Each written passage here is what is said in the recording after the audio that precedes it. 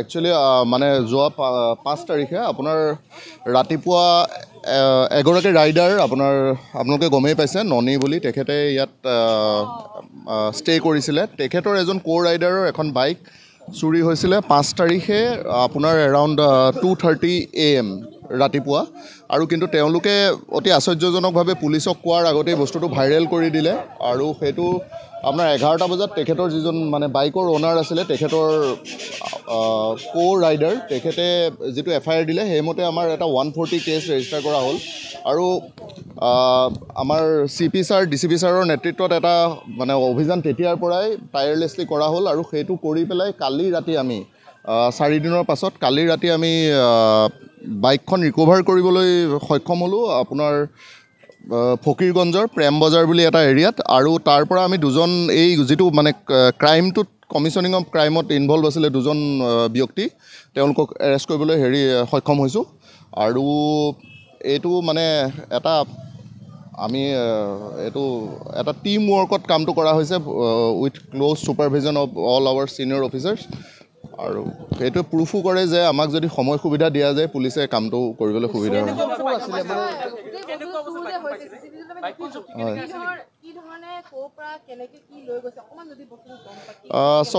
সকলোতো part of investigation হয় মই সকলো ডিছক্ল'জ নকৰিম কিন্তু তেওঁলোকে বাইকখন ৰিচিভ কৰিছে আৰু তেওঁলোক মানে পাৰ্ট অফ দ্য গেং হয় আৰু তেওঁলোকে এইটো বাইকখন ইয়াৰ পৰা চুৰ কৰি এখন বহিৰাজ্য বা বহিৰাষ্ট্ৰলৈ পঠিয়াবৰ বাবে যোজা কৰিছিলে তেনেকুৱাতে আমাৰ মানে ইণ্টেলিজেঞ্চ লগোৱা হৈছিলে ইমান দিন কৰি পেলাই ডিটেক্ট কৰা হৈছে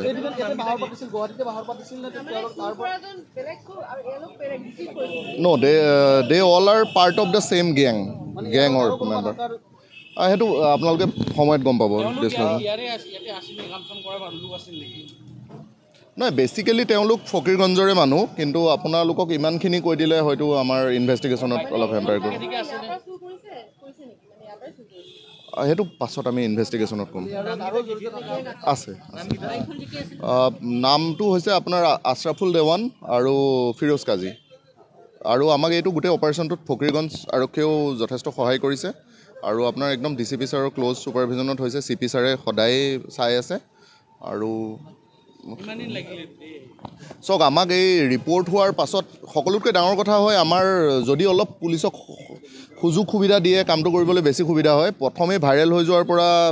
চোৰকেইটাইও পলাবৰ বাবে অলপ সুবিধা পালে বুলি ক'ব পাৰে কাৰণ তেওঁলোকে ভাইৰেল কৰি দিলে প্ৰথমে ভিডিঅ'টো আৰু সেইটো কাৰণে এভিডেঞ্চ টেম্পাৰিং টাইপো হৈ যায় গতিকে সকলোকে আমি অনুৰোধ কৰিম যে পুলিচৰ প্ৰতি বিশ্বাস ৰাখক আমিতো এতিয়ালৈকে সফলো হৈছোঁ ইষ্ট গুৱাহাটী পুলিচ ডিষ্ট্ৰিক্টত আপোনালোকে দেখিব পাৰে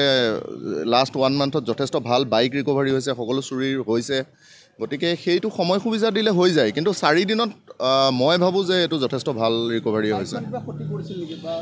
ক্ষতিটো তেনেকৈ দেখা নাই ষ্টিকাৰ অলপ আছিলে ষ্টিকাৰখিনি আঁতৰাইছে বাকী লুকাইটো সেইটো ৰাখিবই আৰু বাকী সিহঁতকেইটাক ঘৰৰ পৰাই ধৰা হৈছে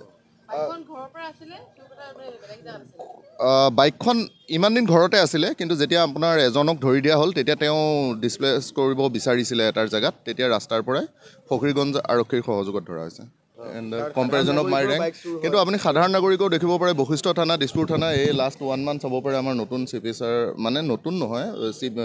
CP ছাৰৰ বা আমাৰ DCP ছাৰৰ নেতৃত্বত বা আমাৰ নেতৃত্বতে যিমানখিনি বাইক ৰিকভাৰ হৈছে যথেষ্ট সকলো কেছত চোৱা হয় কিছুমান কেছত মেৰিট নাথাকে কিছুমান কেছত আপোনাৰ 100% চিয়ৰিটিটো নহয় কিন্তু যথেষ্ট ৰিকভাৰী হৈছে ক্ৰাইম এগেইনষ্ট প্ৰপাৰ্টি এটা কথা হয় আপোনাৰ মই ভাবোঁ মানে আমাৰ সকলোৱে ক'ব যে ক্ৰাইম এটা হ'লে সদায় পুলিচক প্ৰথম জনাব লাগে কাৰণ এভিডেঞ্চ টেম্পাৰিঙৰ কথাটোও থাকে আৰু সকলো সজাগ হৈ যায় দিয়কচোন আপুনি বিচৰা বাতৰি পাব কেৱল নিউজ 18 এপত নিউজ 18 এপ ডাউনলোড কৰিবলৈ স্কেন কৰক এই QR কোড